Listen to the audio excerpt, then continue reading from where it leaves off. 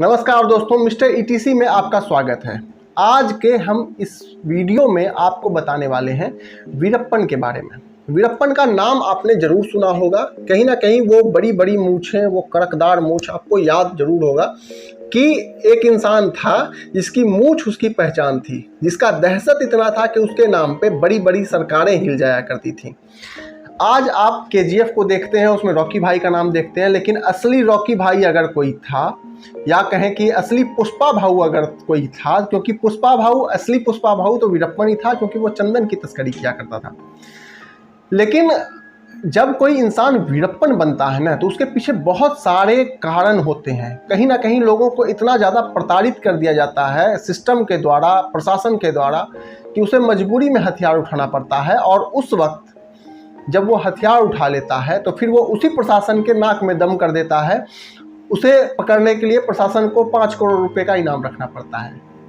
ये सारी कहानी आज के इस वीडियो में हम आपको बताएंगे कि वीरप्पन कौन था, उसे किस तरह से पकड़ा गया, उसकी ज़िंदगी क्या थी, वो किस तरह से रहता था, क्या खाता था, क्या पीता था, वगैरह सब कुछ, उसके एनकाउंटर की कहानी, उसके ख़त्म होने की कहानी तक हम आपको बताएंगे। इस वीडियो से जुड़े रहिए। इस चैनल को अगर आपने सब्सक्राइब नहीं किया है तो सब्सक्राइब कर लीजिएगा, बेल आइकन को ऑल कर दीजिएगा। ये वीडियो आपको अगर पसंद आएगा तो इस वीडियो को लाइक कर दीजिएगा। छोटा सा इंट्रो लगाते हैं, उसके बाद आते हैं अपने मेन मुद्दे पर।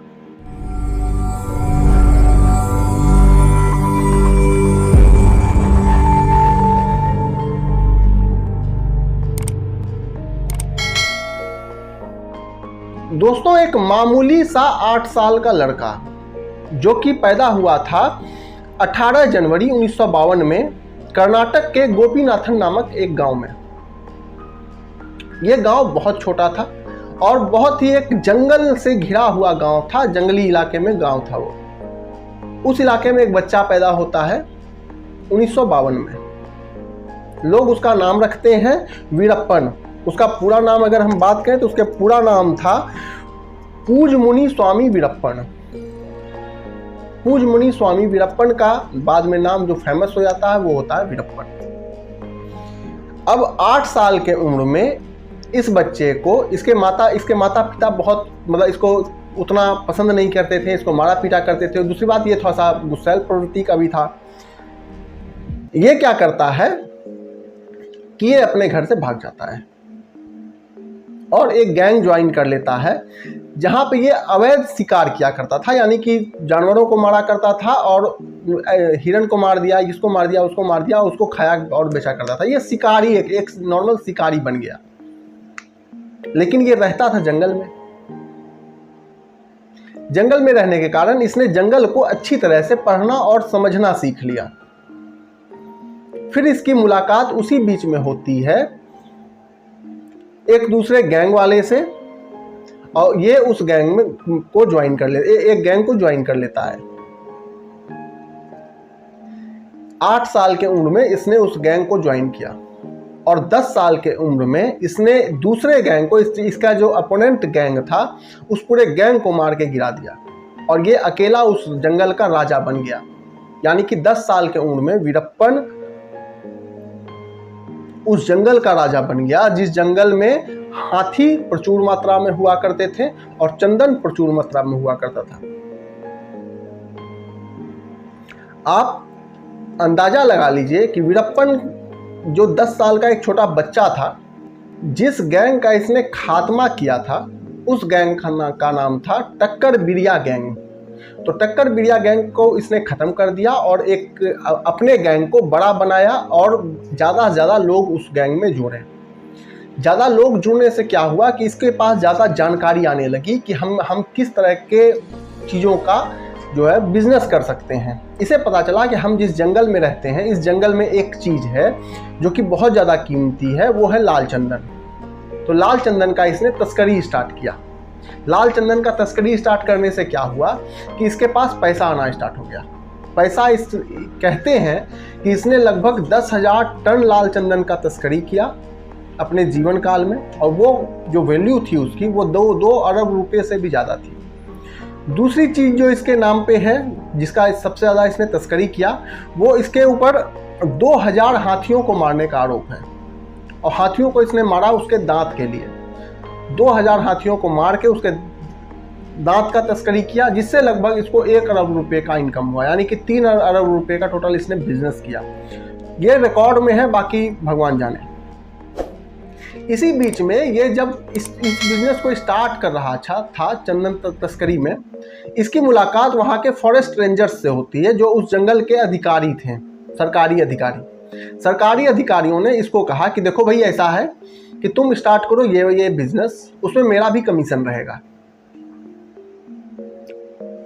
वीरप्पन ने उस बिजनेस को स्टार्ट कर दिया। कुछ दिन के बाद क्या हुआ कि जिस लोगों ने इसको वो बिजनेस करना सिखाया था, वो फॉरेस्ट रेंजर थे। कुछ दिनों के बाद वीरप्पन का उनसे कुछ पैसे को लेकर कहासुनी हो जाता है और वीरप्पन 3 फॉरेस्ट रेंजर को मार देता है। 3 फॉरेस्ट रेंजर को मारने के बाद 1972 में इसको 20 साल की उम्र में पुलिस द्वारा अरेस्ट कर लिया जाता है। अरेस्ट करके इसको थाने में रखा गया। एक रात ये वहाँ रहता है और उसी रात को ये पता नहीं किस तरह से, बहुत ही मिस्टीरियस तरीके से ये वहाँ से भाग जाता है। पुलिस को भी कुछ समझ में नहीं आता कि ये भागा तो भागा आखिर किस तरह से। 1972 में इसको अरेस्ट किया गया। उसके बाद ये धीरे धीरे करके अपनी बिजनेस को बढ़ाता है। बढ़ाते बढ़ाते एक समय में ऐसा आता है कि उस पूरे इलाके में, उस जंगल को वीरप्पन से ज़्यादा अच्छी तरह से कोई नहीं जानता। इसके बाद शुरू होता है वीरप्पन का दहशत। 1983 में वीरप्पन ने 17 लोगों को मार दिया। 1987 में चिदम्बरम, जो कि तमिलनाडु के गृह मंत्री थे तमिलनाडु के, उनको मार दिया। 1987 में चिदम्बरम को मारा। उसके बाद इसके बाद इसका काम चलता रहा। 1993 में जो रिकॉर्ड सामने आया, इसके ऊपर 2000 हाथियों को मारने का केस दर्ज किया गया। 1983 में ही रेम्बो गोपाल कृष्णन नाम के एक फॉरेस्ट रेंजर के साथ, एक STF के अधिकारी के साथ इसका मुठभेड़ हो गया और उसमें इसकी जान बाल बाल बच जाती है। वीरप्पन को समझ में आ गया था कि अब भैया ऐसा है कि अगर इस जंगल से हम बाहर जाएंगे तो हमको मार दिया जाएगा। तो वीरप्पन क्या करता है, उस जंगल को ही अपना घर बना लेता है। सरकार इसके पीछे पड़ी हुई थी, भारत सरकार पड़ी हुई थी, तमिलनाडु सरकार पड़ी हुई थी, जी जान लगा के पड़ी हुई थी।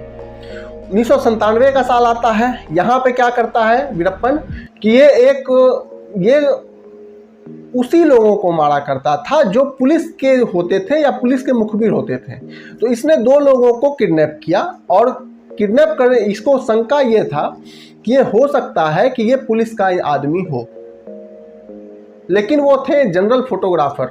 तो उनको रखता है, 7 दिन अपने पास रखता है और 7 दिन में उनसे सब चीज़ पता करता है, अपने बारे में सब कुछ उनको बताता है। 7 दिन के बाद उन दोनों फोटोग्राफर को वीरप्पन छोड़ देता है।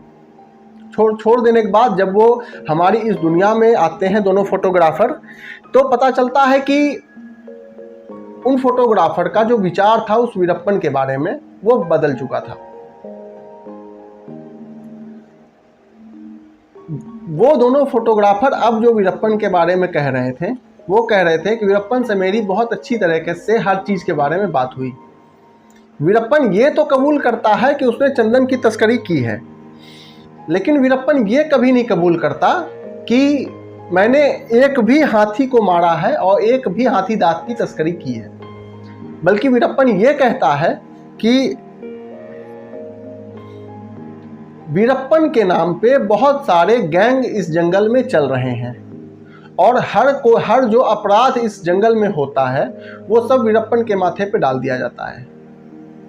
टोटल मिलाके वीरप्पन ने जो कहा कि आज के समय में 25 गैंग इस जंगल में चल रहे हैं, यानी कि 1997 में 25 गैंग चल रहे थे और उन सब के सारे कारनामों की जिम्मेदारी वीरप्पन के ऊपर डाल दी जा रही थी। 2000 हाथियों का मौत वीरप्पन ने किया ही नहीं था, ऐसा वीरप्पन ने कहा।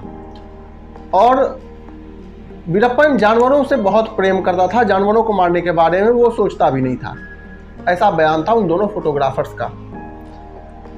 फिर आया सन 2000, सुपरस्टार राजकुमार जो कि तमिलनाडु के रहने वाले थे, उनका किडनैप कर लेता है वीरप्पन। उनको कुल मिलाकर 109 दिन अपने पास रखता है। 50 करोड़ रुपए का डिमांड रख देता है कि भैया अगर सुपरस्टार राजकुमार को आपको छुड़ाना है, तमिलनाडु पुलिस को छुड़ाना है, तो हमको 50 करोड़ रुपए दे जाए। साथ ही साथ वो कुछ और भी मांग रखता है। वो मांग क्या रखता है? वो रखता है कि भैया जो कावेरी रिवर का मामला है, तमिलनाडु और कर्नाटक के बीच में कावेरी नदी के पानी को लेकर विवाद हमेशा चलता है और आज भी चल रहा है। कावेरी नदी को लेकर हर साल कुछ ना कुछ आता रहता है। ये कहता है कि उस विवाद को हम यहाँ बैठ के सुलझा देंगे कि उस पानी का करना क्या है, और मुझे 50 करोड़ रुपए ही चाहिए, और आप इस एक्टर राजकुमार को ले जाइए। सरकार उसकी इस बात को मानती नहीं है। आखिरकार 109 दिन के बाद वीरप्पन जो है, राजकुमार जो सुपरस्टार थे, उनको रिलीज कर देता है, छोड़ देता है।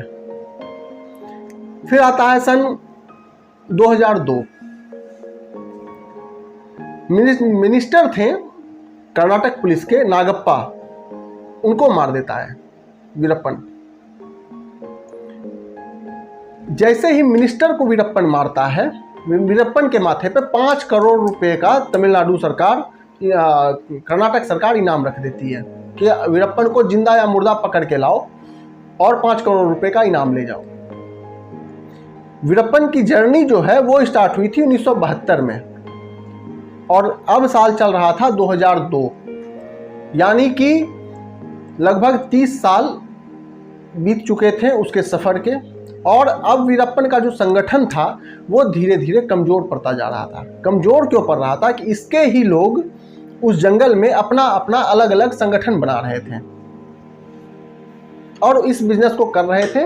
और क्योंकि वीरप्पन बहुत ज़्यादा फेमस था, वीरप्पन ने बहुत सारे कत्ल किए थे, तो सारा का सारा इल्ज़ाम जो है वो वीरप्पन के ऊपर आ रहा था। जो कुछ भी कर रहा था, वो सारा का सारा इल्ज़ाम जो है, वो सारा का सारा केस जो है वो वीरप्पन के माथे पे बन रहा था।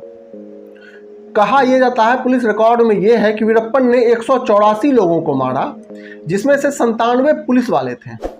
यानी कि पुलिस वालों से इसको कुछ खासी नफरत था, कुछ खासी दुश्मनी थी। कहीं ना कहीं उसके पीछे कारण जो था वो पुलिस वाले ने जो इसके साथ किया था, हर कदम पे पुलिस वाले ने इसे धोखा दिया था। बहुत सारी ऐसी घटनाएं हैं वीरप्पन के साथ जो कि पुलिस वाले पे इसने भरोसा किया और बाद में पुलिस वाले ने ही इसे धोखा दिया। तो कहीं ना कहीं पुलिस वालों से इसे बहुत ज़्यादा दुश्मनी थी। कुल मिला के कहा यह जाता है कि इसने 10,000 टन के लगभग चंदन का तस्करी किया, 2,000 के लगभग हाथी को मारा। मैं इस वीडियो में आपको पहले ही बता दिया। तो जिस समय मिनिस्टर की मौत हुई और 5 करोड़ का इनाम रखा गया वीरप्पन के ऊपर, उसी समय में कर्नाटक सरकार ने एक टास्क फोर्स का गठन कर दिया कि भैया अब जो है किसी भी हाल में वीरप्पन को या तो पकड़ो या मार दो। साथ उसका भारत सरकार भी देती है, क्योंकि भारत सरकार को भी लाल चंदन के बेचने से कहीं ना कहीं नुकसान हो रहा था। लाल चंदन तो भैया सोना है, उसका पैसा तो सबको चाहिए। टास्क फोर्स के गठन होने के बाद 3 साल लगे, यानी कि 2002-2004 2 साल में टास्क फोर्स के पीछे लगभग 100 करोड़ रुपए खर्च किया गया, लेकिन रिजल्ट वीरप्पन पकड़ में नहीं आया। इस बीच में वीरप्पन ने शादी भी की थी, उसका परिवार भी था जो कि वीरप्पन के साथ नहीं रहता था, गांव में रहता था। ये बात जानता सब लोग था, लेकिन सरकार जो है उसके परिवार के मदद से वीरप्पन को पकड़ने की कोशिश नहीं कर रही थी। अपने ही दम पे वो पकड़ने की कोशिश कर रही थी। लेकिन अब 2004 का समय आ गया। वीरप्पन की आंख जो है वो कमजोर हो चुकी थी, उसे अब उतना दिखता नहीं था। एक दिन क्या हुआ कि वीरप्पन ने अपना आंख बनवाने के लिए उस जंगल से बाहर कदम रखा, बिल्कुल चुपचाप शांति से, कि बिना किसी को बताए। एसटीएफ इसके पीछे लगी हुई तो थी ही। एसटीएफ को जानकारी मिल जाती है कि भैया ये जो है ये अपना आंख बनवाने के लिए जाने वाला है और जा रहा है, उस जगह पे है। आँख के ऑपरेशन के लिए ये जब बाहर आता है, एक गांव में जाता है, तो एक गांव में इसने एक एम्बुलेंस बुला के रखी थी। ये जाके उस एम्बुलेंस पे बैठ जाता है। एसटीएफ ने उस एम्बुलेंस के ड्राइवर को जो रखा था, वो एम्बुलेंस का ड्राइवर जो है वो एसटीएफ का आदमी था। अब वीरप्पन जिस एम्बुलेंस में बैठा हुआ है उसका ड्राइवर एसटीएफ है, एक पुलिस का कर्मी है। ये बात वीरप्पन को नहीं पता। कुछ दूर जाने के बाद एसटीएफ का जाल बिछा हुआ था, चारों तरफ एसटीएफ के लोग थे छिपे हुए, और बीच रास्ते से एम्बुलेंस जा रही थी। एसटीएफ का जो ड्राइवर होता है एम्बुलेंस का, वो गाड़ी को बीच रास्ते पे रोक देता है और चारों तरफ से पुलिस उस गाड़ी को घेर लेती है। वो ड्राइवर उतरता है और वहां से भाग जाता है। बाद में एसटीएफ ने उस एम्बुलेंस पे लगभग हजारों राउंड फायरिंग की, गोलियां तरातर चलाई गई, भूंज दिया गया वीरप्पन को, और वीरप्पन की मौत वहां पे हो गई। कहा यह जाता है कि वीरप्पन को सरेंडर करने का मौका नहीं दिया गया, क्योंकि पुलिस जानती थी कि हमने इसको कई बार पकड़ा है और हर बार ये भाग जाता है और पता भी नहीं चलता कि ये कैसे भाग गया। वीरप्पन को भागने का कोई मौका ही नहीं दिया जाता। वीरप्पन की मौत 2004 में हो जाती है। उसने जो जिंदगी जी थी, जिस तरह से जी थी, उसे कोई बहुत अच्छी जिंदगी नहीं कहा जा सकता। लेकिन वीरप्पन जिस इलाके में रहता था, उस इलाके के लोगों ने, उस इलाके के जो लोकल लोग थे, वो वीरप्पन को कभी गलत नहीं मानते थे। कहते थे कि वीरप्पन ने हमें कभी भी कोई भी नुकसान नहीं पहुंचाया है, हमारा हमेशा भला ही किया है, और कहीं ना कहीं वीरप्पन हमारे लिए हीरो है। ये बात जब देश को के बाकी लोगों को पता चली तो वीरप्पन उन सब के लिए हीरो बन गया। बाद में एक इंटरव्यू लिया गया वीरप्पन की वाइफ का, जिसमें वीरप्पन की वाइफ, जिसका नाम की मुथुलक्ष्मी है, उन्होंने कहा कि देखिए वीरप्पन को एक बेटी भी है जो कि नॉर्मल अपनी ज़िंदगी जी रही है, उसे पता भी नहीं है कि मेरे पापा कौन थे, और वो नॉर्मल एक स्कूल में पढ़ाई कर रही है। वीरप्पन एक अच्छा पिता था। उसने कभी भी हमें जंगल में आके रहने के लिए नहीं कहा, क्योंकि उसे अपने बेटी के भविष्य की चिंता थी और वो नहीं चाहता था कि मेरी परछाई मेरे परिवार पे भी पड़े। दोस्तों, ये कहानी है वीरप्पन की। एक ऐसा इंसान जो सिस्टम के से परेशान होकर के एक बागी बन गया, एक कह सकते हैं कि तस्कर बन गया, एक वीरप्पन बन गया, जिसे आज नाम कहा जाता है कि वीरप्पन।